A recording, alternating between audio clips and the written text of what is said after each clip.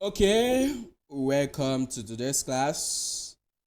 And as you can see from your screen, this is what we are going to be working on today. And as you can see, this one is unlike the last one that the design you have for the desktop is still the same design for the mobile. Here now we have different designs based on the screen that you're using to view the sites. So if you are checking the site from the mobile phone or any small screen, this is what you are going to see. So what is on the right hand is what you are going to see. And when you are checking the site on tablet and above, this is what you are going to see there. So how can you achieve this? What are the stuff you need to do in order for you to be able to switch your design based on the screen that the user is using to view your site at that point? So those are the stuff we're going to be talking about today. So we have the same site, it's the same markup, but we want to change the styling based on the screen that the user is using. So if they are coming from tablet and above, they are going to see this screen that we have on the left. But if they are checking on their mobile phone, this is what they are going to see, because on mobile phone there is no space to put these two contents side by side and it's to still be looking nice like this. But on desktop we have a lot of space, so we can put the content side by side in this way. And some of the property you're going to be using later on, we've talked about them, which is the flex, because that's what we're going to use mostly here. But how are you going to talk to the browser to change the style when the screen is the mobile or when the screen is a desktop? So when it is desktop, this is the one you are going to do, or this is the style you are going to use. And when it is mobile, this is the style you are going to use. So we're going to see how we can talk to the browser through CSS media query to do something for us based on a particular condition that we're going to be setting there like that. And before you start any HTML code, we need to set up our project, which is something that I've already started with. And as you can see here, I have this folder, which is this product preview here. And inside it, currently, I have the index.html and the style.css. And inside my HTML, as you can see, I already have the basic structure for the page like that. But there is something missing there. The image that we're going to be using, they are not here yet, because if you look at it in the design, we have this image that we need to use. So how do we include the image? So we just need to go to the folder where this project is located. As you can see, I'm currently in the folder where this project is, which is this product preview card component there. And under it, we have these images there. And as you can see, we have this icon cards. We have this image product for the desktop, and we have the one for the mobile. So how do you use the desktop? How do you use the mobile? We're going to get into all those one when we get into the CSS part. But I'm going to drag it into the project folder so that I can have a copy of it there. And in our one of the message that was sent to me from you, you click on one of the image, but it's not showing at your end there, but it's something that's supposed to show by default like that, because VS Code actually come with a preview for the image like that. And once you click, as you can see, it's going to show like that. So I don't know why it's showing error at your end, but we are going to be looking into that later on there like that. But I have this folders because there's a lot of images inside it, so that's why it is inside its own separate folders there like that, and it's part of the project folder. So everything, they are inside this product preview, which is a project that you can deploy later on without you affecting any other project. So each project, we have their own contain folder, and whatever stuff they are going to be using for that project are going to be under that folder, and you can have nested folders under it and files and so forth like that, depending on the files and the structure of your project there like that. So what else do I need? So the next thing we need to do now is to see what we need to generate, because the next thing we need to start doing is to put the content inside the body. And when you want to put the content inside the body, you need to look at the design. So it's not just the desktop alone. You need to look both the desktop and the mobile. Even though this one here, they are the same thing.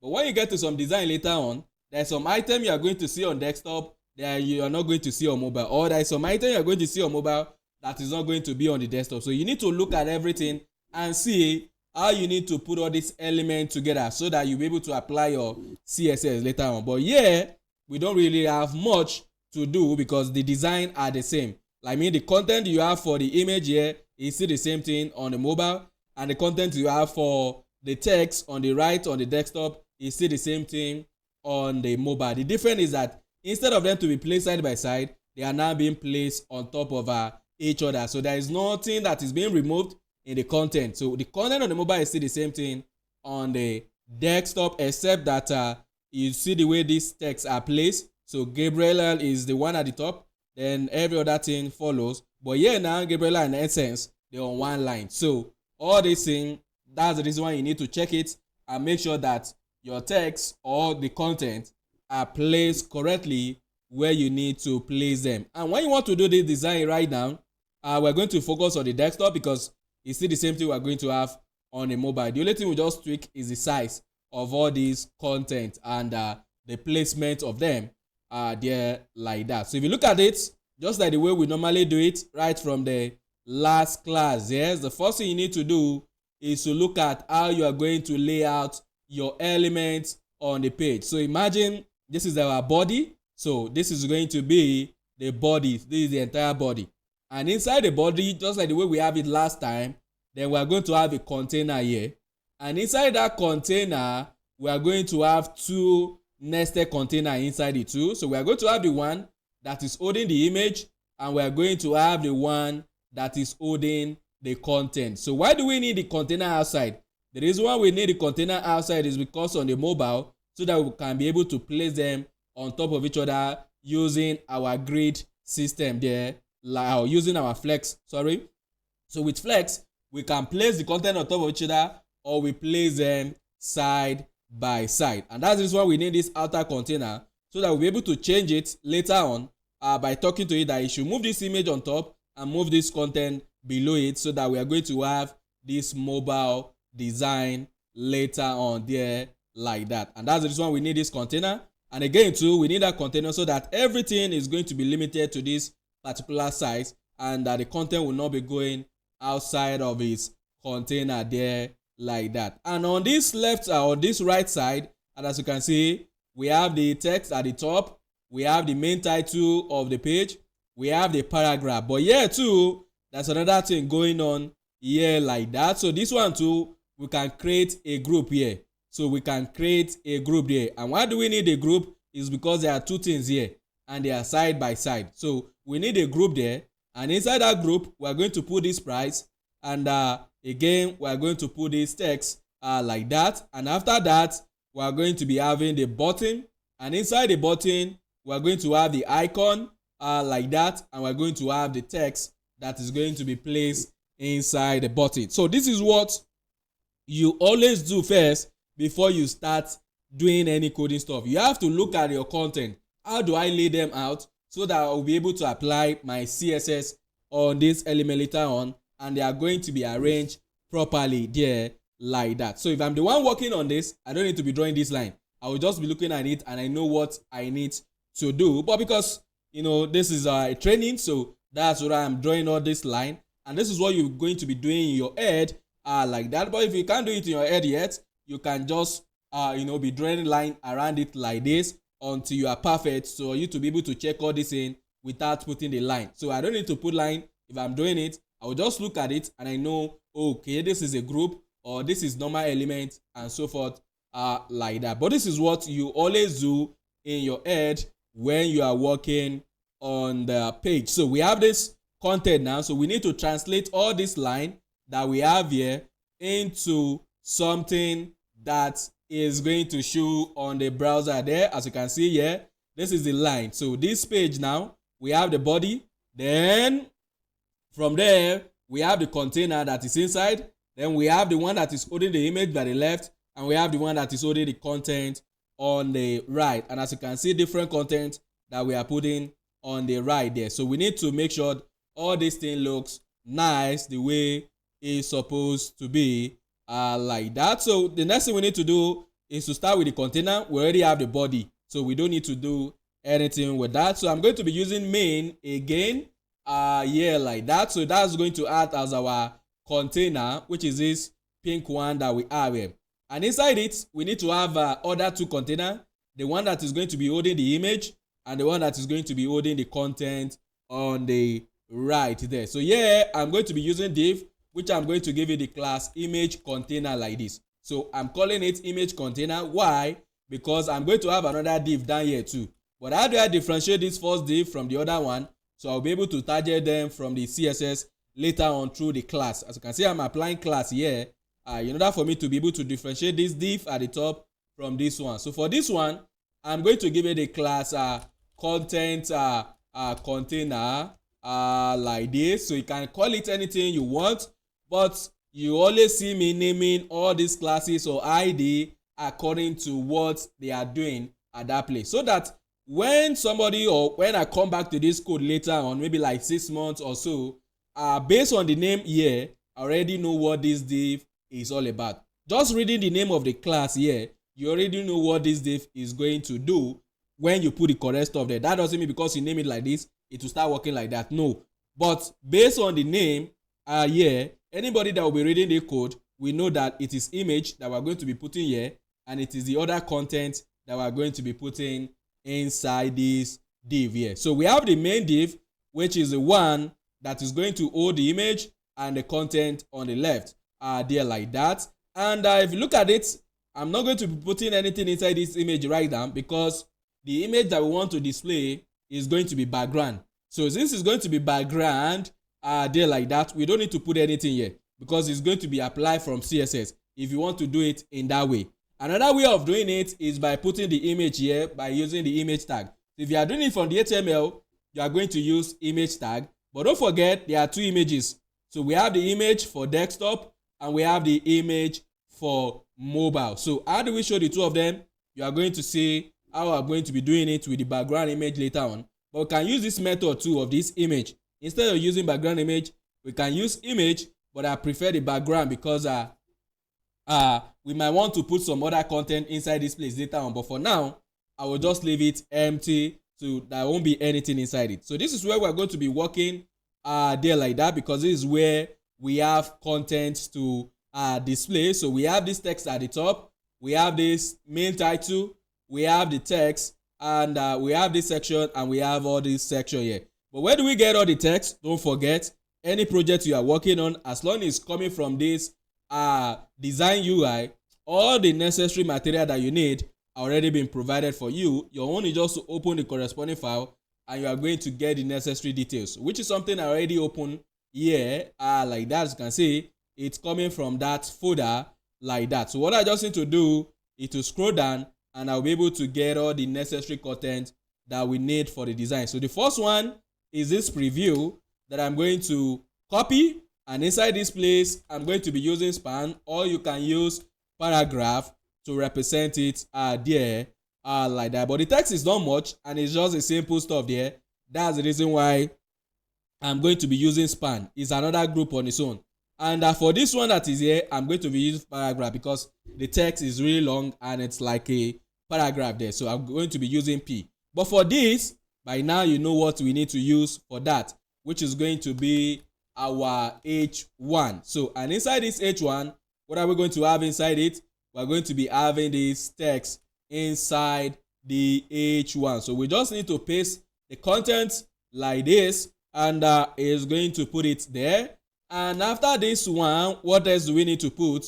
We need to put this a floral whatever stuff that is here, which is going to be a paragraph. So I'm going to be generating the tag that we're going to be using for that, and going back to that file again, copy the content that we need from it and paste the content there like that. So I just need to format the stuff in this way.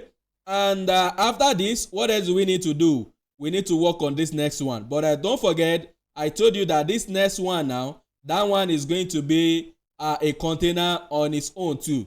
So we are going to be having container there. As you can see, this side is not just simple like all these ones, they are just one. The first one at the top here is just element there like that. So this is another element. This is another element, which is a paragraph. But here now, we have this pink around it. So which means we need to create a group here. And inside that group, that's where we are going to be putting the price. And we're going to be putting the actual price. So this is the actual price, while this one is discounted price like that. So that's what the thing is. Just like the Jumia there. When you go to online and you want to order something there like that, for example here, I can just go to Jumia like that.ng, and on the site you are going to see the actual price of the product that you want to buy, and at the same time they will put their discounted price if there is anything like that on that item, as you can see here. But the design here is quite different from that one, but it's still the same thing.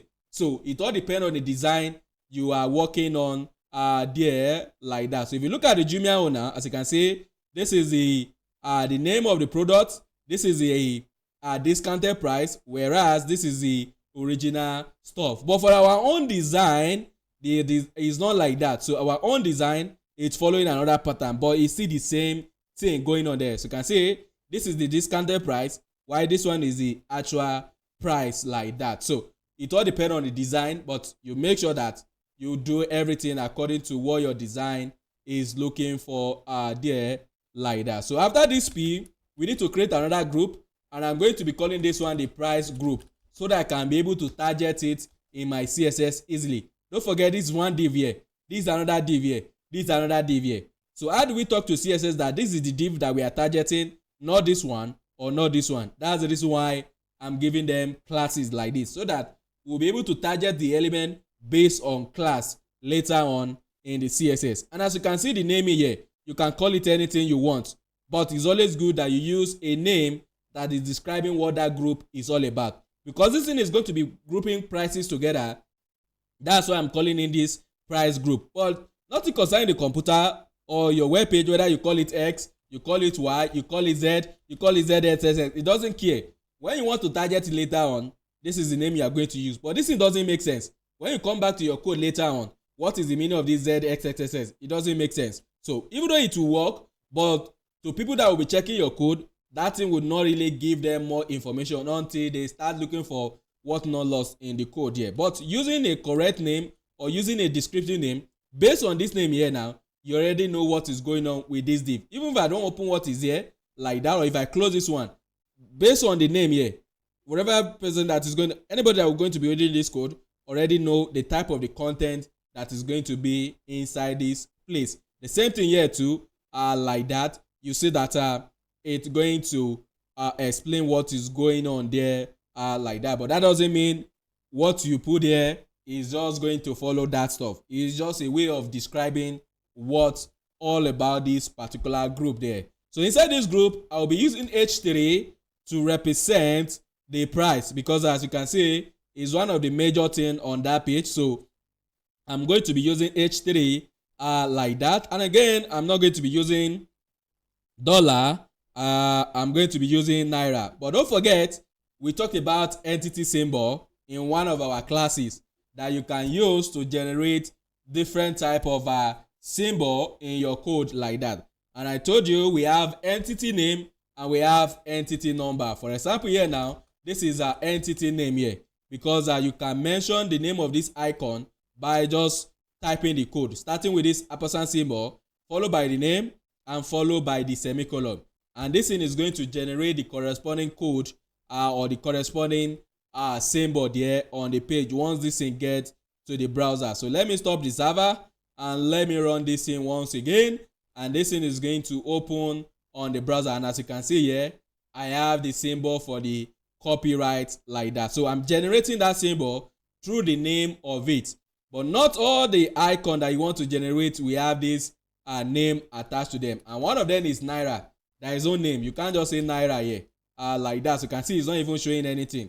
And if you go back to the page, anytime you use anything that this thing cannot recognize, it will just return it back the way you type it there like that. And VS Code 2 will help you out. Once the color is not changing, you know that something is wrong, or you are typing something that this thing will not come outside there like that. So what we need to do is to use the code that is assigned to Naira. So all of them have code attached to them, but not all of them that have name. So all those common ones that have name like dollar and so forth like that, euro, pound, those ones you can use their name. But Naira, there is nothing like that. You have to use the code. And again, to type the code, it's not just the ampersand symbol alone. You have to put the hash so that this thing can know that whatever that follows it is not the number of the symbol that you want to generate like that. So like that stuff that I generated before, the copyright,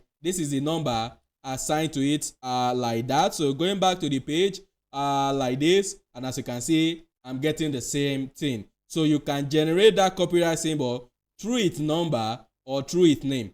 So when you want all those ones that have name, just remove this hash and type the name like that. For example, like this divide like this. So once I save it and go back to the page, you see that it's going to give us the division symbol like that, which is something you cannot type on your keyboard like that. The same thing too, like times. You cannot type this times too on your keyboard. So you have to use the code to generate them, or you use the image, assuming it is the image you want to use. This is not X, this is times.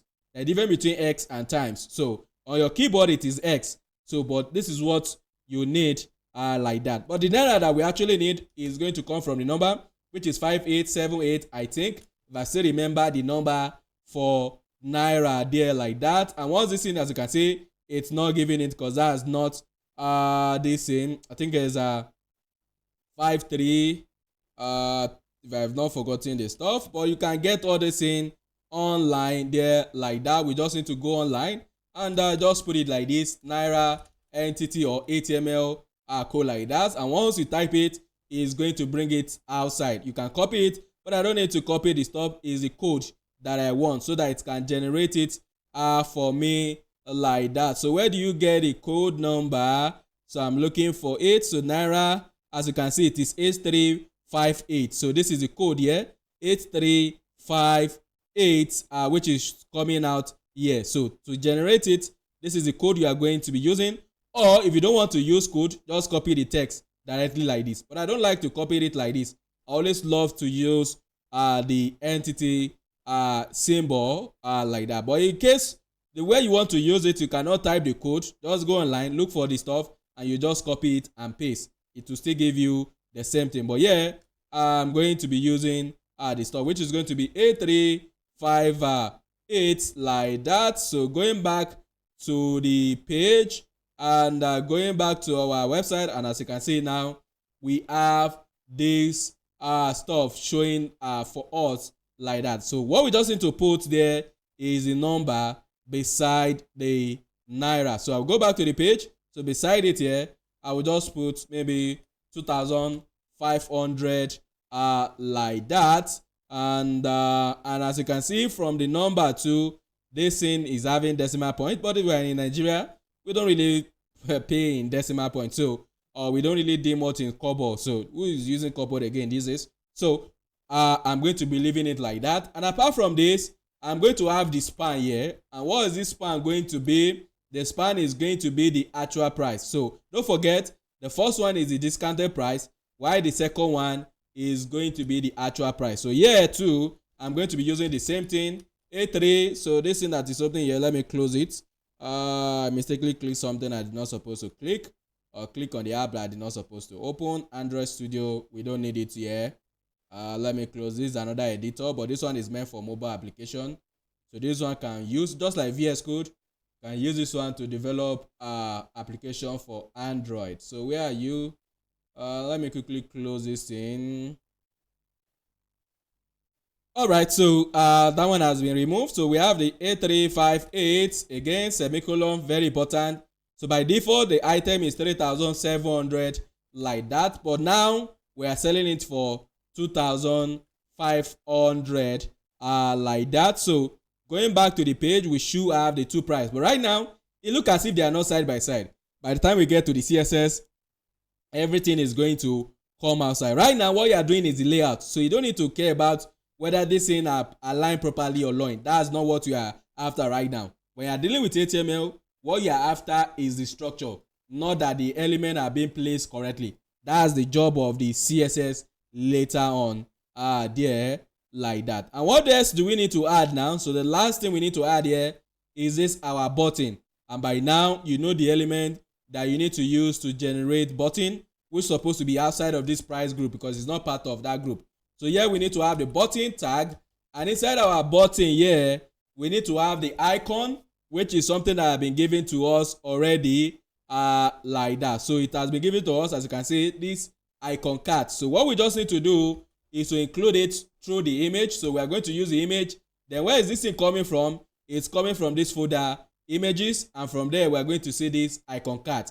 But in case this thing is not loading, I just want to put it as nothing for now. Then beside the image, what we need to do is to put the text that we need to show there. So what is the text? The text is add to cart. So we need to put this add to cart like that. And now we are done with the HTML part. So with this, we are done with the HTML part. But going to the page, you see that things are not going to show the way we want it to show. That's where the CSS will now comes in. That is going to transform everything we have here into what we have inside the image. So when you are doing your layout, don't bother yourself about the alignment. That's what you'll be doing inside the CSS. And how do we do this? We need to connect our CSS that I've already created here to our HTML. If you look at it at the top, it's not connected yet, so we need to do the connection. And how do we connect them? Is by using the link, and here it is going to assume that you want to connect to CSS by default. So that's why it's using this style sheet as the rel there. And the only thing you just need to pass is the name of the file if they are inside the same folder, which is what I have right now. But you know, if they are not inside the same folder, you need to go into their folder where you have it, just like the way I did for this image. Because the icon is not inside the same folder as this HTML, so it's in another folder separately. So I need to enter that folder first before having access to the image. But here now, the style.css and the index.html, they are inside the same folder. So I just need to use the same folder linking that we've talked about. And here now, we are done with the HTML part. So I can close this file where we are getting the other content from like that. So all this other one has been added already like that. But if you still want to use their value, you can just pick it. But since we're in Nigeria, so that's why I'm using Naira to represent the content there like that. But don't forget, if you are working for someone that is outside of Nigeria, you have to follow whatever they are using there. But because here now this is just training, and we are the one in charge, so that's why I'm using Naira there like that. So the next thing we need to do now is to start with our CSS. And don't forget, since we'll be changing a lot of things rapidly here, we want to see what is going on with our CSS and what we are doing on the page. So what we can do here is to move the two designs side by side so that we can see what is going on the page. And as you can see here, this thing is giving on a small screen. So which means whatever we're going to be doing right now, we are focusing on the mobile design. So for now, everything we are going to be doing is going to focus on this design here. But later on, we are going to transform it to this design by using media query later on. And why am I doing the mobile first and not the desktop? Is because it's easier to scale from mobile to desktop than you scaling from desktop to mobile. There's some design you want to work on later on. Scaling from mobile to desktop is always easier compared to you having a desktop and you're now taking the design to the mobile. It's always kind of a change. You always change a lot of property when you do the design for desktop first and you're now trying to make sure that it looks nice on mobile. So you are going to change a lot of things when you are moving from desktop to mobile. But if you move from mobile to desktop, the changes you are going to be doing is just simple changes. The changes are not just going to be much like the other way like that. But at some time, you might want to do the desktop first, but I always use mobile first approach because it's quite easy.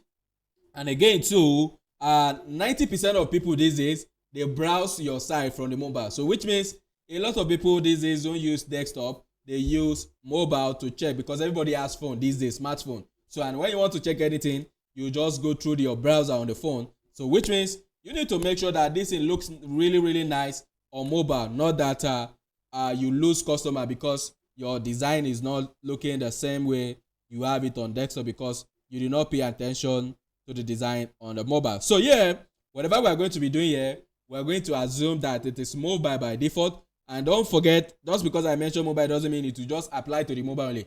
From mobile upward, it will apply to all of them. But later on, we are going to be adding some style that will make this thing to change on the desktop screen.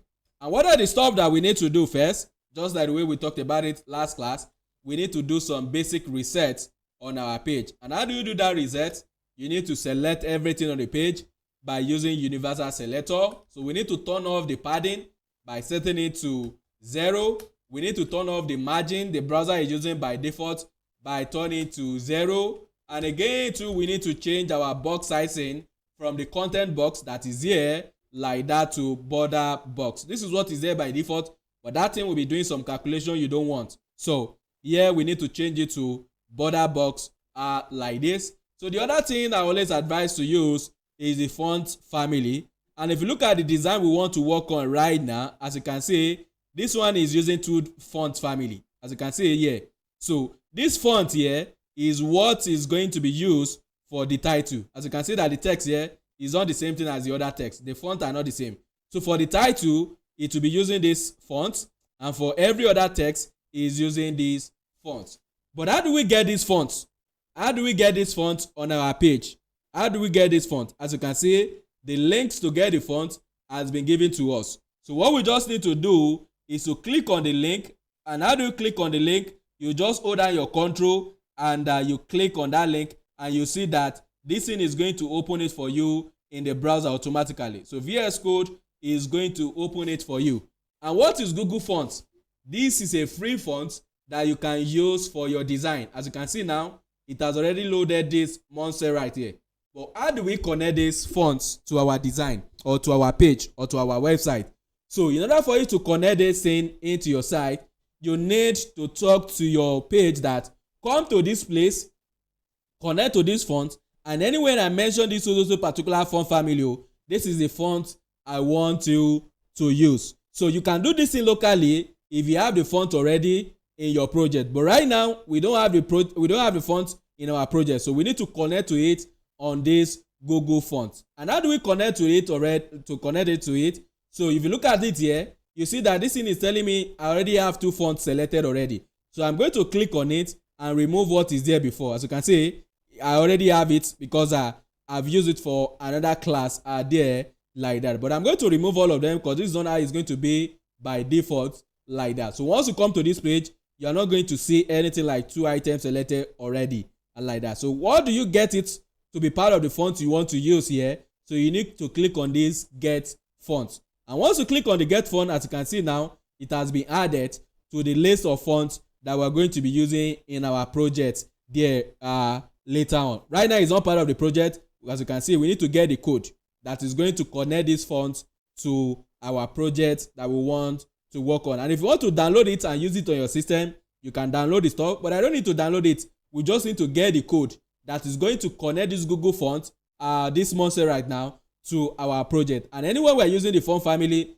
the browser will download the font from here, and we will be able to use it as part of the font for our design. But this is not the only one that we need. We need to get the other one along with it. So in order for you to get the other one too, just control and click on the link, then it will open it too on your browser like that. So once it open it, it will show you how the font look like, what are the weights that you can use with that font, because each font come with their weight. You can't just use any weight that thing is not supporting. As you can see under the style, it supports 100, it supports 100 italics, it supports 200, it supports 200 italics, 300, 400, 500, 600, all the way to 900. So this font now, you can use any of these weights in your project by saying font weight, and you mention the weight that is supporting based on where you are using it. And as you can see, from the design, we said that we're going to be using the font weight of 700.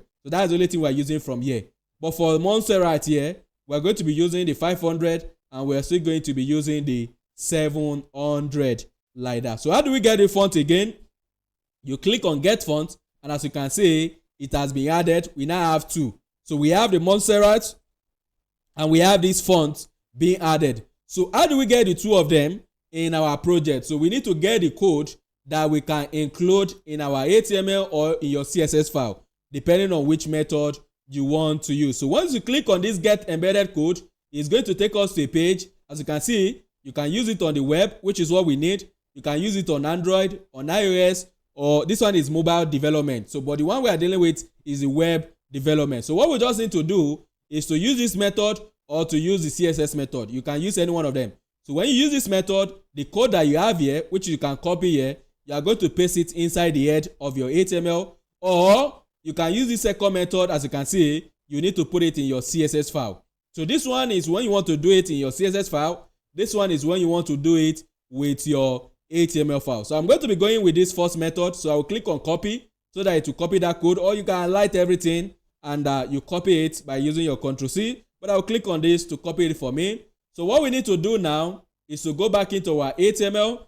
So before the CSS that we have here, I'm going to paste the code. So this one now, this link, just like the way we are linking to our own custom CSS, this one is going to link to Google CSS that is going to generate the font, and that font is going to contain Montserrat here, and at the same time it is going to contain this font that is here. So it's going to copy this font, the CSS that is going to generate this font, and the CSS that is going to generate this font. That's what we are doing. As you can see, it's style sheet, it's CSS too, but Google is going to do this thing for us, and you can see what Google is going to do for you by copying the link and pasting it in the browser. So just copy the link that you have here inside this href for the last one, like that. For the other one, you don't need them. It's just a way of connecting to Google like that. So for the last one, just paste it in the browser. You'll see what it's going to do. Can you see? It will generate all the necessary CSS code for the font family that we need. So instead of us doing all this thing by ourselves, this thing will connect to that link and it will download all this necessary CSS file for the font that we want to use. As you can see, the font family for Montserrat, the font family for this other font, and for each one of the weights. So this is for the weight of 100 to 900. This is another one based on the style and some display and some other setting that we don't need to care about, that the Google is going to handle for us. And for the other one too, everything are here. But later on, we are going to be doing this by ourselves when we are dealing with local font. That means when we have the font already, we don't want to connect to Google. We already have the font in our project. We are going to be doing this thing by ourselves later on. But right now, the project we are working on is not using the local font. That means the font that has already been downloaded into your project. So we are connecting to Google to work with. So which means this thing now, you must always connect to internet before you can use it, because the browser have to go to Google to download those fonts. And if you don't connect to internet, then it will not use the correct font at that point there like that. So it's good that you connect to internet so that this thing can load the necessary stuff for you. And since we have done this one now, we can go back into our CSS and we can talk to this thing to use the font family for all our text. And which font family do we want to use? We want to use that Montserrat. So how do I know the name of the font to use? If you go back to that place, as you can see here, you are going to see the font family name to use. So for the first one, when you are dealing with Montserrat, this is the font family you need to use. And for the other one, this is one you need to use. So when you are dealing with this font, this is the font family that you need to use. And when you are dealing with Montserrat, this is the font family. And this is what I want to use for all my text first. So I'm going to just paste the code in front of it. But before this thing can work, you must have the CSS connected to, or your page connected to Google Fonts by copying all this link, paste it in your HTML, or you do the CSS own, depending on which method you want to use. So going back to our page now, look at the way all our text is looking like before I save. And once I go back to the page and reload everything that I have here by just going to file, save all, it's going to save all the file. And once this thing is done loading, can you see now everything has changed now to Montserrat.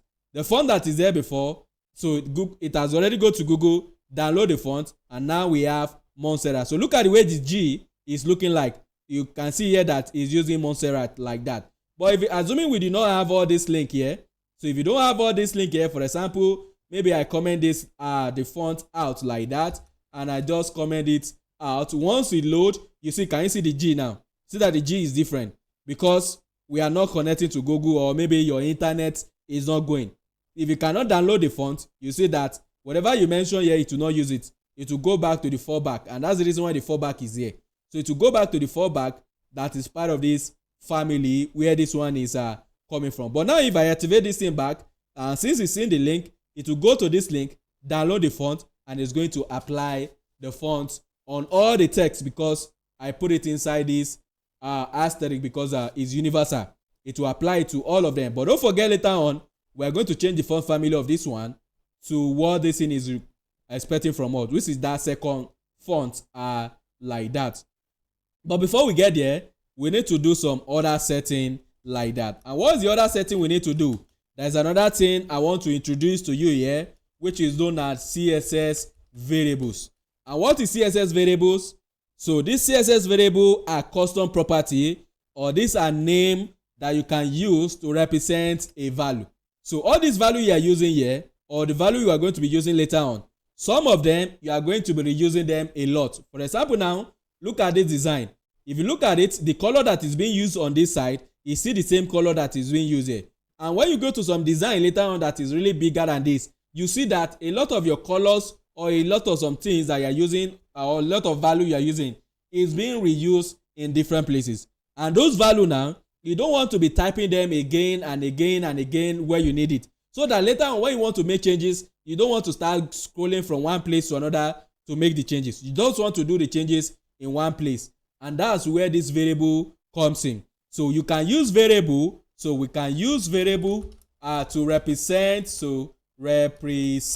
values. So that's just what the variable is there for. So variable, we use it to represent value. And anywhere you need this value, you just use the variable in place of it. And what CSS will do later is that it will come to where you create this variable, and it will pick the value. And once you update the value here, wherever you are using your variable, it's going to update the value automatically. But how do you create the variable? So how to create variable in CSS. So to create variable in CSS, it's just as if you are creating your property. That's why they are called custom property. But the difference between property and variable is that variable used to start with the double hyphen here.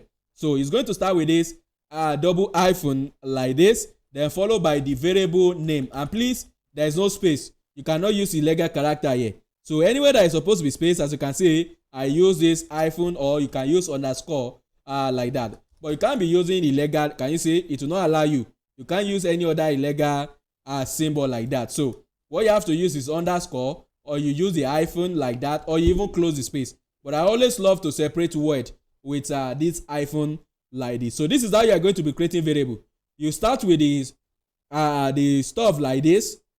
Then in front of it, you put the column just like the way you are dealing with property. As you can see here, this is the property and this is the value. But here now, we are creating a custom property, which we call variable. Then in front of it, you are going to give it the value that you want this property to represent. So anywhere you call this variable, it will always give you the value that you put in front of it there later on like that. So for example here, I want to define a variable. The variable is going to be color red. So anytime I call this color red, this is what is only going to give to me, which is something I'm going to change. So anytime I call this variable later on where I want to use this value, then it's going to supply the value that I have in front of it. But you might be thinking, why can't I just use this value? I just told you now that all these value, you are going to be reusing them in different places. But you don't want to keep doing copy and paste for them because you might need to change them later on. So instead of you changing it where you'll be using this value, you just make the changes here. And anywhere you use this variable, it's going to update it to the new value automatically. Not that you have to go to each line to update the value. And that's what I want to do right now for all the colors that we're going to be using for this project. Because if you go back into this style guide, as you can see, we have all the colors that we're going to be using in this project. So we have the dark cyan, we have the cream, we have the very dark blue, we have this dark grayish, and we have this white. White is common, so I will not be creating a variable for this. So as you can see, each one of these things they have name assigned to them. So we can actually copy it like this and create a variable out of this color. To create a variable, don't forget you need to start with the double hyphen there like that. So yeah, I'm going to paste it, but in order for this thing to be a variable, it needs to start with double hyphen, and again too there won't be anything like space. So you need to close it with this, and again you need to close it semicolon. So now we just created a variable known as dark cyan. So anywhere we need this color, this is what we just call. We call this variable. Anywhere we need this color code like that. The same thing too I'm going to do for the other one. So I'll copy this one too like that. And if you look at it, can you see where I'm defining the color? I'm defining it inside the HTML. Why? Because I want this my variable to be available in any of the tag or in any of the selector I'll be using later on. And this is what we call global variable. So any variable declared inside HTML, they are known as a global variable. So which means any of your selector that you are going to be using later on, all these variable will be available inside them. If you declare a variable maybe inside h1 now, so that variable will only be available to this h1 and whatever element that is inside h1. So if you declare any variable inside the div, the variable will only be available inside this div and every other element that is under it. But since every other element are under HTML, that's the reason why every of these selector here, they can use this particular variable, because every element on your page, they are inside HTML. And since they are inside HTML, they have access to what is coming from it. Because any variable declared in a particular selector, it will only be inside that selector and everything that is under it are like that. And since everything is under HTML, every other selector will always have access to this variable. Variable go more than this, but this is the basic stuff you need to know for now. So for the screen, I'm going to do this like that. And as you can see, my AI is filling this content already like that. But I don't want this AI to be coming out because we are learning, so I don't want to be generating this in on the fly. So I want it to just I want to type everything myself, but assuming I'm working, I don't need to be doing it myself. As you can see, it will do all this thing for me automatically instead of me wasting time to type everything out like that. And you too, you can have this AI installed as a plugin from your end. So to have that AI, it is on this Windsoft like that. So Windsoft. So once you install it, it's always going to help you a lot to autocomplete some stuff that you need like that. So you just need to look for this Windsoft like that. As you can see, this is it. And once you install it, then you start working with the stuff right there. So just look for Windsoft, which is going to be plugin. And once you're done, it will ask you to log in with your Gmail account or register on their site. And once you are done and it's connected everything, you start getting autocomplete there like that. But as you can see, I've snoozed it so that it doesn't do anything. But if I put it back, so once I move to the next line, based on what I've typed before or based on what is going on my project, it's going to be bringing us suggestion automatically like that. And once you are okay, just press the tab. It's going to accept. If you want to accept what is showing to you, you press the tab and it will want to complete it for you there like that. So that's how it works. But because I'm in a class, so I normally turn it off so that I can type all this in myself, not that the AI will just be completing. As you can see, it completed a lot of things that you might miss along the way. But if I'm typing it and you're following the stuff, then it will be easier not to miss some stuff. But if I'm working, I always use it to quickly, as you can see now, can you see it started coming with this body? And if I want to accept, what I just need to do is just to press tab. And as you can see, it has completed a lot of things for me already. But I don't want this thing to be doing all this thing. So that's why I always turn it off when I'm in class, so that whatever I need to do, I will type in my desk. So since it's turned off now for an hour, so it's going to be turned off for 1 hour because I did it before, and this means the class has really gone to because I've already turned it off before you join the stuff. So it's 1 hour already. That's why the thing came back. But I will snooze it again for another 1 hour, and I know that before it come back, we'll have been done with the class.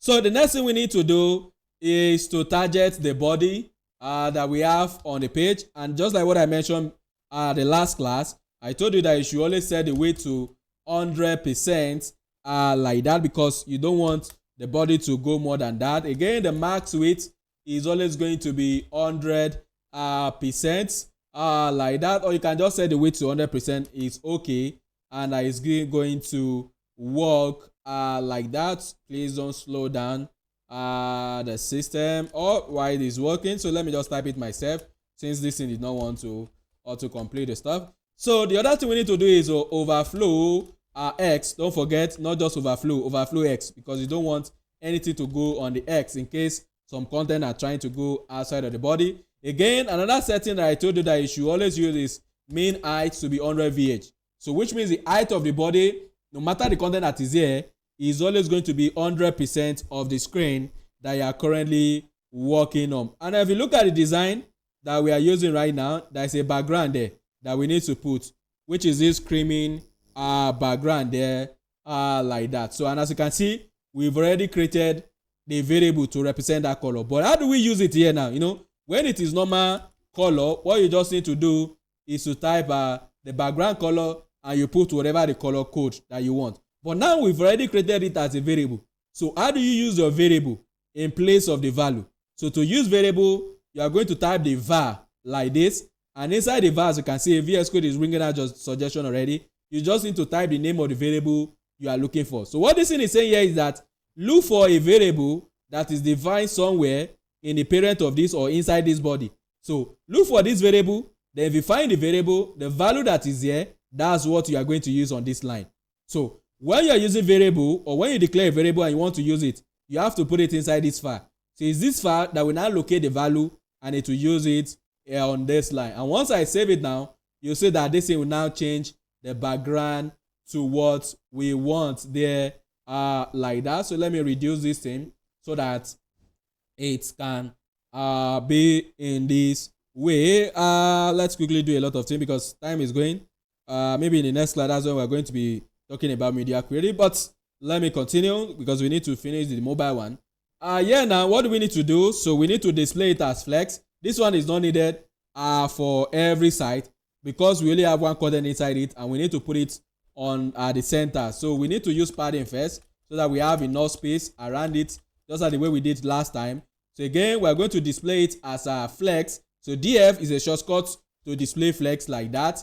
AIC is just the same thing as align item center, and JCC, this is just VS Code shortcut because these are common stuff you always do every time. So there are shortcuts you can quickly type to generate the long stuff. As you can see, JCC is just justify content. As you can see, J for justify, C for content, and C for center, and it's going to generate the complete CSS file like that. And once I save it now, as you can see, it will move the content that is under it to center. And what's the content under it? It is our main, which is something we can select like that. So we can select our main.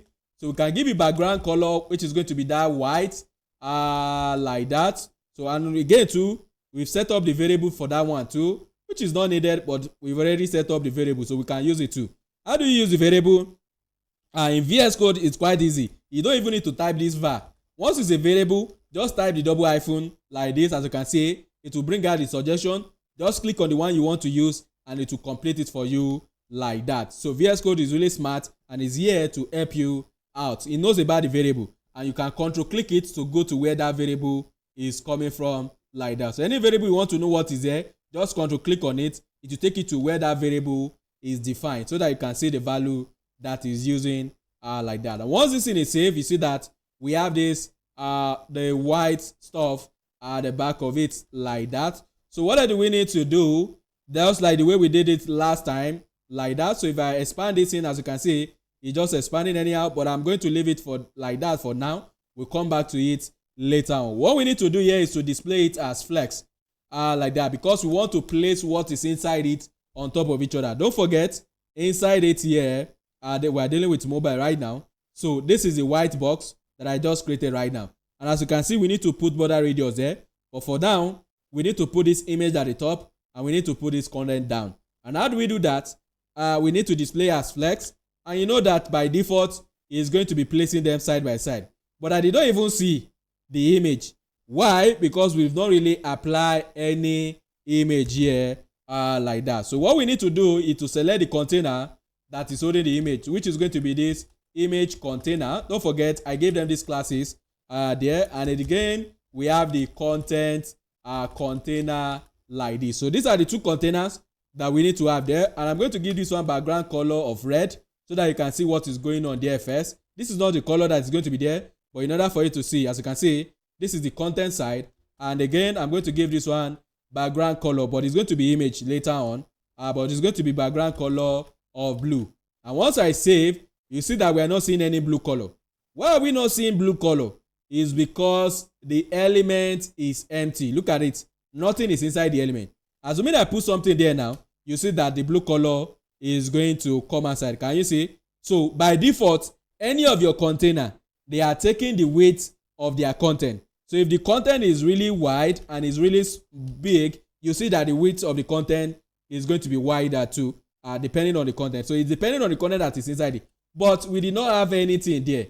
So since we did not have anything, then the width is going to be 0 by default. So the height too is going to be 0. So it's depending on what is inside it. All the container, they are depending on what is inside them by default. But I know we've talked about the CSS property that you can use to generate the width and the height yourself like that. So what we can just do here is just to give it the width. Even though it's not having content, we want the width to be 50% of its parent. So if I save it now, as you can see, it's going to be this. But if you look at it, the content here too, it's still not allowing me to take the space. That's where all this flex property comes in there that we've talked about. That we can give this one now. We can just say this one now is going to be flex of 1, while this one too is going to be flex of 1 and so forth like that. But before we can do that, let's just give this in the width of 50% like this. And for now, the height is just going to be maybe 350 pixels like this. So which means the box here, can you see, is going to be 350 pixels high, but they are side by side. This is not what we want. On mobile, they are on top of each other. So how do we change it to be on top of each other? You know, you've already displayed the parent as flex. What we just need to do is to change the direction. You know, from the parent, you can move the content on top of each other, or you can place them side by side. And by default, it's going to be side by side, but we want them to be on top of each other. So we need to change the direction to column. And once I save it now, as you can see, is now having this height of 350 pixels, which is really big, but I just use that so that you see what is going on. So yeah, I'm going to reduce it to 280 because it's not supposed to be much like that. And as you can see here now, this box is now like this, but the width is not going to be 50%. In order for you to see what is there, that blue color, that's the reason why I use width. So by default, if you place them on top of each other, it's going to have a width of 100% out of the box. Or you too, you can just say the width is going to be 100%, which is what is there by default when you place container on top of each other. But you can actually move them to the left if you want. But by default, don't forget, they are going to stretch. So stretch means they will cover their parent. Whatever the size of their parent, that's what they are going to use as the weight by default when you place them on top of each other. But when they are side by side, then the height is what is going to get adjusted, not the width.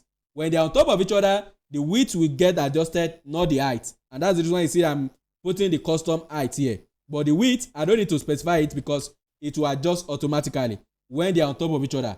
But when they are side by side, what is going to get adjusted is the height, not the width. So you need to know what is going on there based on the direction you are applying from the parent. But this one, I'm going to leave it like this for now as 100% like that. But from the parent, if you notice, this thing is rounded at the edge. So how do we make sure that this thing is rounded like that? So what we need to do is to use the border radius, and there we give it the value. So here I'm going to use 1 rem, which is 16 pixels, but right now it's not showing at all. Why is it not showing? This thing too happened last time there. So anytime you reduce a parent and the child is, you know, more than that parent, don't forget they are going to overflow. What's wrong with this recording? I'm coming.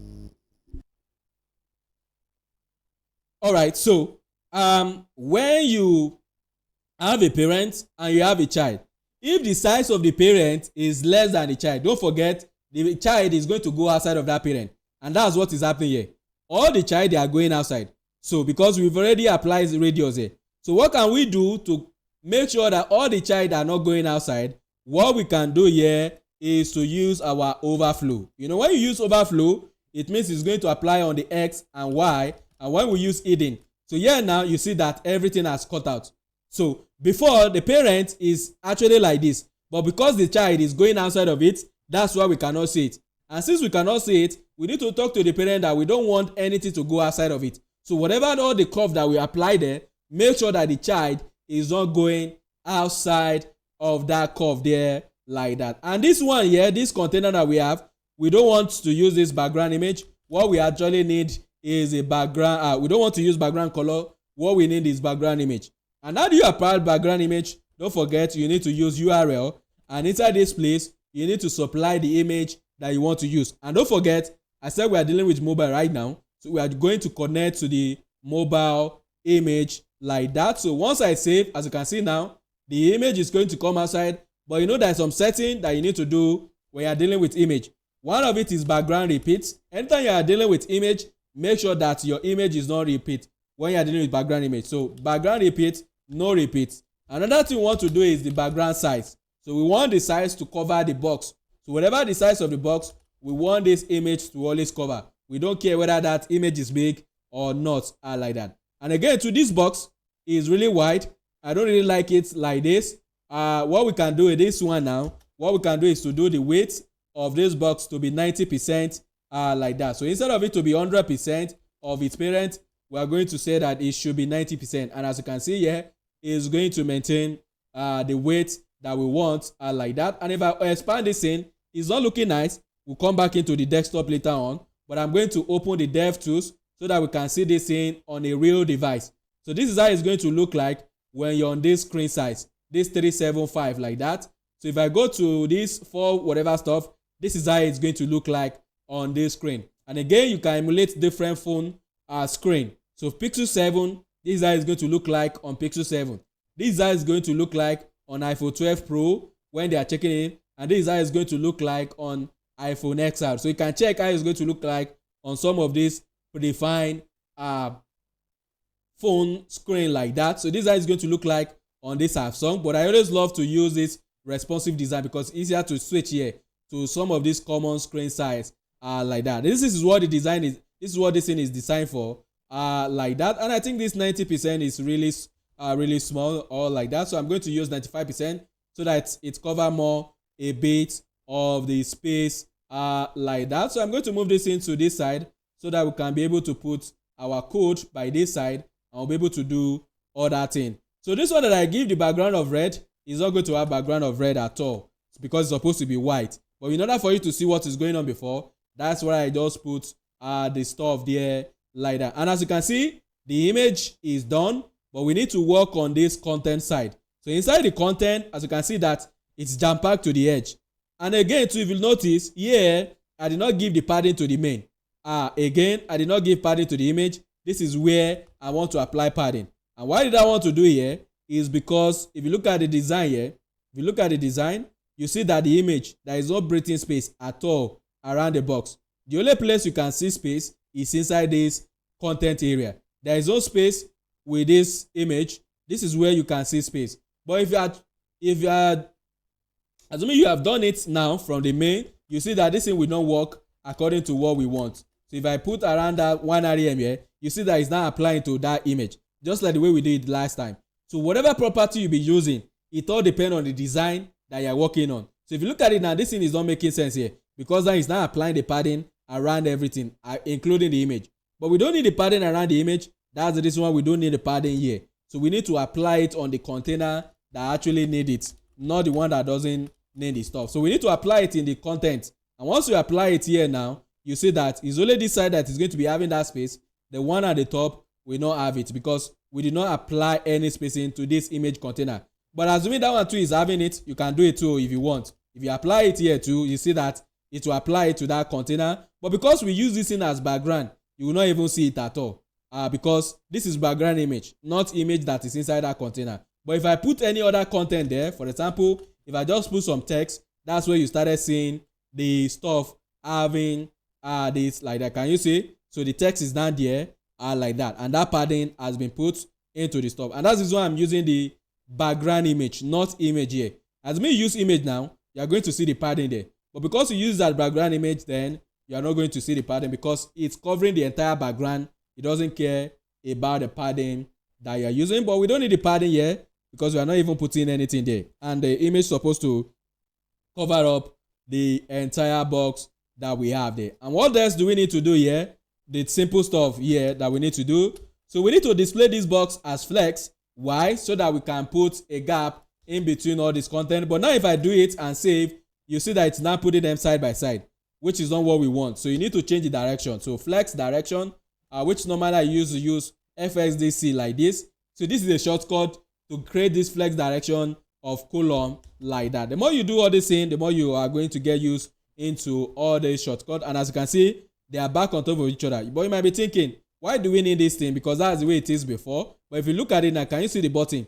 The button is not stretched by default because the button is going to take the space of the content that is inside it. But once you display it as flex, everything that is inside it and you place on top of each other, they are going to stretch like this. But look at it, they are jam packed together. How can we give a space? Now we can force a space by using the gap, which is what I've talked about. So when you're using flex, anytime you use gap, as you can see now, in between each container there that you have inside it, is going to put the gap there. So the text at the top here, this one, the gap is there, the gap is here, the gap is there. So I don't need to start going into each one of these items and apply the margin bottom. I don't need to do that. This thing is going to do it for me automatically because it's the parent. And since it's parent, we have this span there, we have this H1, we have this paragraph, we have this div, we have this pod thing there. It's going to put gap in between all this content that is there. And automatically like this, I have this spacing without applying it to each one of the items, just like the way we did it last time. So we don't need to be doing it like that. You can actually talk to the parents to apply or to force this spacing in between all the items. And what else do we need to do? We need to quickly work on this side. So we need to quickly work on this perfume like that. And if you look at it, the text we have here, look at the spacing. There is space in between the text and all the text they are capitalized. So we've talked about all the CSS property that you can use to do that. So what I just need to do here is to select the container like that. But in our project, look at it here. We have span here. We have another span here. If I use span selector down here, if I should use span selector down here, it's going to affect the two of them. But I don't want it to affect the two of them. So here, I'm going to come back and give this one a class. So and what class do I want to give it? I will just give it that same name. So preview like this. And why am I giving it a class? So that it will be easier for me to target only this span without talking to the down span here. Don't forget, when you select element, when you select by element name, it will look for all of them, not just the first one, not the last one. But I don't want it to touch this one because everything I want to do on this one, I don't want it to affect the span that I have here. And that's the reason why I'm putting a class here. And now going back into the code, I can just target it based on that class instead of using the name span. And what do we need to do there? We need to first of all change the color. So and which color do we want to use? So scroll up, you see all the color that have been set up. So we need to use this dark grayish blue because that's the color I think is there like that. And to use it, just type the double hyphen. It will bring out the variable you have. Then click on the one you want to use. And once it's saved there like that, it's going to change the color. But it's not changing right now. Why? Because I've not saved the HTML code. And once I save the HTML code, as you can see now, the color has changed. But the text is not like this. The text is in uppercase. So what we can do here is to use our text transform. So this is what is going to take your text from lowercase to uppercase or to any other type you want. As you can see, the one we need here is uppercase. And once you save, you see that your text is going to be in uppercase like that. Again, to look at it, there is a space in between all these texts. They are not jam-packed together. We've talked about what you can do here too, which is going to be letter spacing. So letter spacing is what you are going to use to give a space in between each character like that. So I'm going to try it 2 pixels first. Does it work? As you can see now, or let me use a bigger number so that you can see that this thing is working. And once I save, can you see? So the spacing between P, R, and so forth like that. But the font weight is not this like that. So we need to change our font weight. If you look at it, we have how many font weights? So we have 500 and 700. So here, the font weight is going to be 500 so that it can make the text to be thicker compared to what is there before. So I'm going to use 500 because it's using 400. And as you can see, the text is now thicker compared to the way it is. If I use 700, you see that it will be more than what is supposed to be here. So we need 500 as the font weight, like that. So what else do we need? We need to talk to this our H1. So it's only one H1, so I'm going to use the element selector or the type selector because we only have one. The reason I'm not using span here is because we have more than one, and it's going to affect the two of them, and they are not having the same style. So as you can see now, it's not touching this one because I'm using class to target this one, not span. But assuming I use span to target the stuff like that and save, you see that it will affect the one at the top here, and it will affect the one down here too. As you can see, it's affecting this 3700 too, which is not what I want, and that's the reason why I give it a class so that I can style this one without affecting the span down here. But because this one is just H1 and we only have one of it, so I don't need to give it a class. I can just target it with this H1. And what do we need to do here? So we need to check the color that is there. So if you look at it, this one here is looking like is using a dark let me go up and see the color he's using, and I think he's using this very dark blue. So that's what that one is using. So yeah, I'm going to set color, then type the double hyphen so that it bring out all our variable, and we're just going to pick the one we want, which is this dark this very dark blue, like that. And once it's saved, you see that the color will change. It's not black. It looks like it is black, but it's not black because it's close to black. That's, as you can see here, it's close to black like that. So it looks like it's black, but it is not black. And what else do we need to do there?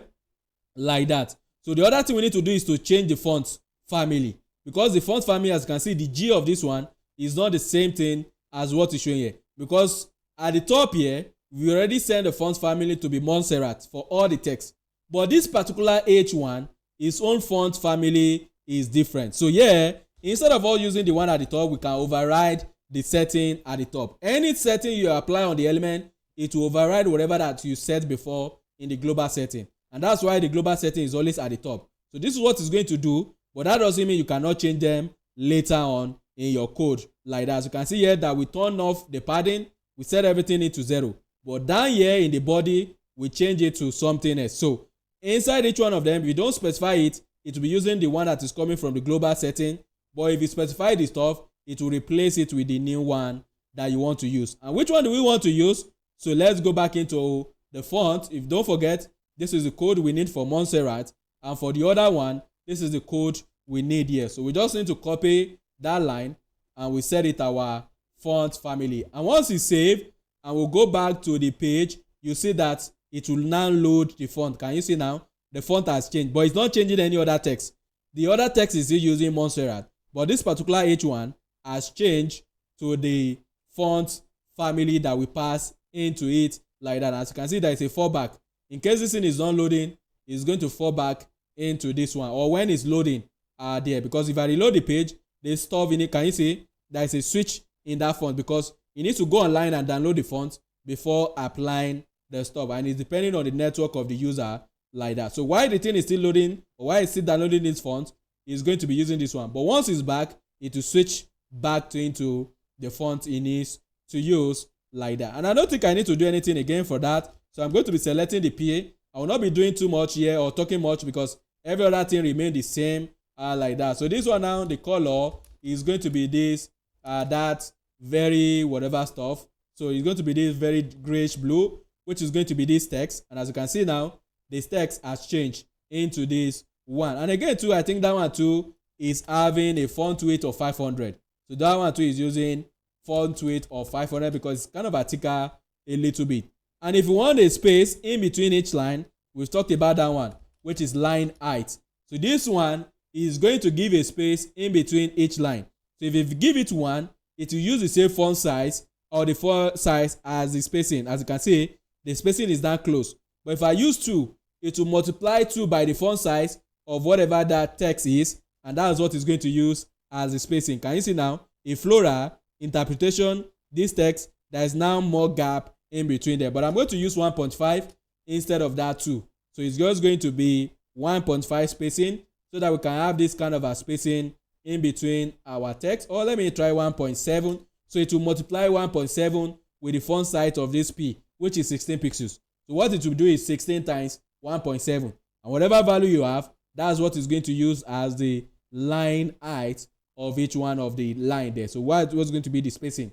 So whatever value you give with the font size, because by default the font size is just 16 pixels if you don't change it. But if you want to change it, then you mention the font size here, and that's what is going to use to multiply this 1.7 and it put a line there like that. So next, we need to select our price group that we have there, and what do we want to do? We need to display it as flex because we want our 2.5 and the 3.7 to be side by side. And once I save it now, you see that it's going to put the two of them side by side. We want them to be aligned vertically, so we need to use align item center. Don't forget, when you display as flex, the direction is going to be row and the align is vertical. Once I save it now, 3 here is going to be aligned to the center of the other one that is here, but they are jam packed together.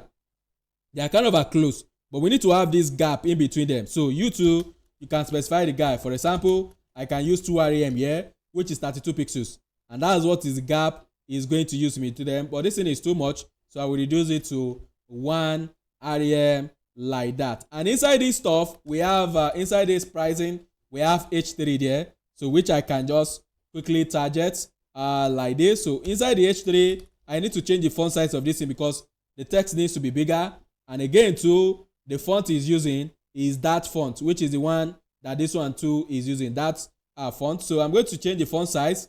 By default is using 1.5 or so, but I'm going to take it to around that 2 or 3 rem depending on the one that works best, because I don't know the value until I type the stuff. So I'm going to write 2 rem and check if it is okay. And as you can see, I think this 2 rem is okay, but this is not the font that is going to be there. He is using the same font as what this H1 is using. So I'm going to copy it, come down here and paste the font like that. This font too, instead of me doing copy and paste for it like this, I can actually create a variable for it. So, and that's what I'm going to do too. So, well, I'm going to skip that because the time is really fast spent. In the next class, I'm going to convert all this one into variable like that. But I'm going to save it, and you're going to see that it will change to that font. So the way it's being displayed before is now different like that. And for this 3.5, be 3.7, that one is not changing any at all. So what we just need to do is to make sure that the text is bold and is using the same color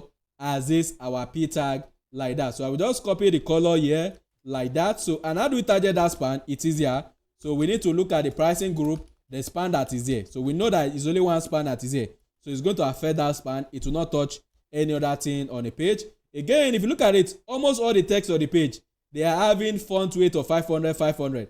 So instead of me setting it like this, I can actually do a global setting, but for now I will just do it like that for here. But once you know that a lot of elements are sharing a particular property, you can select all of them at the top and apply it out once instead of you doing it each line like this. But for now, I will just leave it in this way and just let it go because the time is really fast spent. And as you can see here now, the color has changed, but there's something that is missing. We need to put the line on top of it like that, which is something that we've talked about too there. So we talk about text decoration. So we talk about underline, we talk about overline, and we talk about the line through. So the one we need right now is line through like that. And once you save now, as you can see, the line is going to be drawn on top of it. But if you want it to be under, then instead of line through, it's going to be underline. So which means the line will not be, as you can see, is going to be under it like that. But that's not what's supposed to be there. It's supposed to be line through like this. So once I save, then the stuff is going to be this. But as a color change, this H3, this is not the color it's supposed to use. So it's supposed to be using this, our color code that is up there. So let me quickly add it because the color is not black. So here we're going to type the color, and I will bring out this double hyphen so that it can bring out, which is going to be this dark cyan like that. And once I save, the color is going to change to this particular stuff. And lastly, we have our button that we need to style. So the background of this button, the background color is going to be that dark cyan too, like that. So dark cyan like this, and you can see it will use that same color like that. So the border that is on this, because that black line you are seeing there, is the border. We don't need it, so I'm going to send it into none, and you see that there will not be line, but there is no spacing inside the box.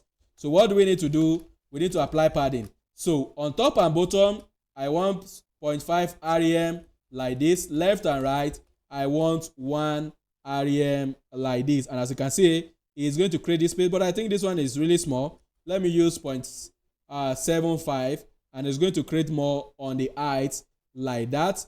And if you look at the button, it is rounded, and again the text inside it is white, but right now the text is not white. So what we can do is to use our border radius like that.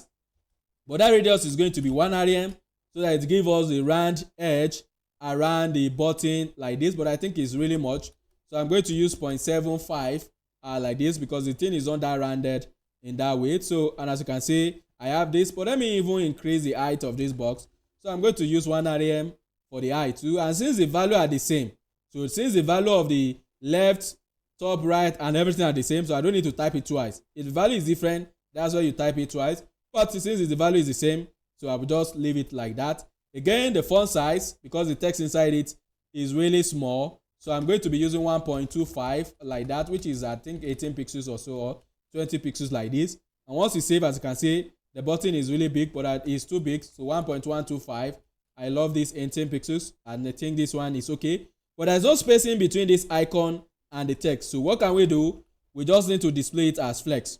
And you know, when you display something as flex, you have access to the gap, and from there we can give it a gap of maybe around this 0.5, which is 8 pixels. And once I save it, you'll see that they are now by this side.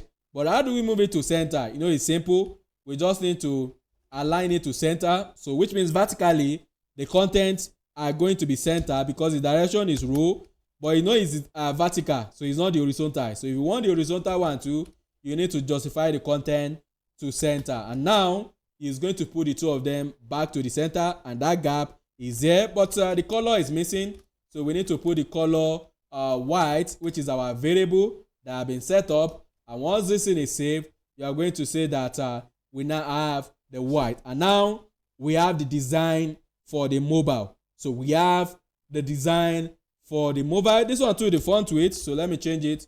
As you can see, all this thing I'm setting font weight for all of them, so I'm going to put it 500 like this. But just like what I mentioned before, anywhere I've applied this 500, I'm going to remove all of them, because in my code at the top here, I'm going to set the font weight 400 by default. So here I'm going to set the font weight, because I've been typing this in a lot, so I'm going to set it to 500 by default. So which means all the elements on the page, their font weight will be 500. Even the H1, all of them will change to font weight of 500. Can you see now? Everything is now going to be 500. But those ones that I don't want it to be 500, I can do the setting for all those ones too. So which means at the top here, so all my H1 that I have, because H1 supposed to be 700, and the same thing to H3 that we have supposed to be 700. So here now I will change the setting for all this one. For every other element, for all the element by default is 500, but down here we are setting the H1 and H3 to 700. So only H1 and H3 will be using font weight of 700. Every other one will be using 500. So I don't need to start typing it for all of them one by one. As you can see, everything is still working like the way it is before. All the other text on the page, they will be using 500, but H1 and H3, as you can see, this is what I was saying that time. So anything that they are using the same styling, you don't need to start going to inside one of them. You can use the all selector, which is what we talked about. Is either H1 or H3. Anytime you can find any one of them, just apply this font weight of 700. And as you can see here, we have the design for the mobile there like that. But the design is not looking nice on desktop, and that's what we're going to be doing in the next class. So how can we transform the design now to the desktop design? That's what we'll be talking about in the next class. We talked about query, and we now apply everything in that class, and that will be end of this design. And after that, we are going to deploy it. And deployment is that this is going to be available so that you can check it on your phone there. You just type the address in your browser, and it's going to bring it out based on the screen you are using, and it's going to display the correct design there like that. So that's going to be all for today. I'll be stopping recording now, and we'll update the class there like that, and in the next class we'll continue from there. Thank you.